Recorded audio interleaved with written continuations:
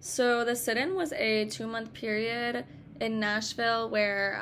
African Americans were standing up for their rights and against segregation, and it was kind of seen as a long time coming. And they got a lot of inspiration from MLK. Um, so a bunch of college students had decided that they were going to sit at the lunch counters at the two largest department stores and four variety stores. And in February 1960, that movement kind of exploded all over the South, and in 2 months, the movement had moved to 65 cities. There was a lot of opposition from white people, but also when white people would like kind of show their support for African Americans, they would get a lot of hate as well. Um, so the 27th was kind of like the real, like the most violent day, and a lot of them were arrested. So 18 people were arrested, and on February 29th their trial began, and the students were found guilty, and they either chose to get a $50 fine or go to jail for a month, and they all chose jail. So this movement also led to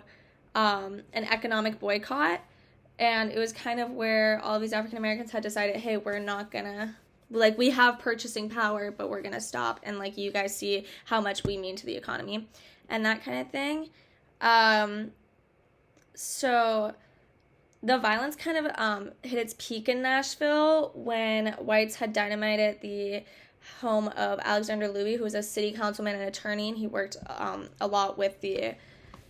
students. So the students marched to the mayor, and they're outraged, and the mayor basically just kind of like showed his support to them and being like, yes, this is an outrage, this is like unacceptable, and it kind of created that good community feeling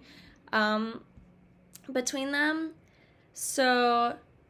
that confrontation at City Hall was the turning point in Nashville, and the students and merchants met and worked out a plan for desegregating the 6 lunch counters, and had been the target of the sit-ins, and economic boycott had been like withdrawn. And Nashville became the first city in the South to permit whites and African Americans to eat in public together, and by midsummer, 27 lunch counters had opened to all customers. And then kind of around November, it kind of all started over again, because they want to, obviously they don't just want those like 4 or like those 6 places. So they kept on fighting for those rights. So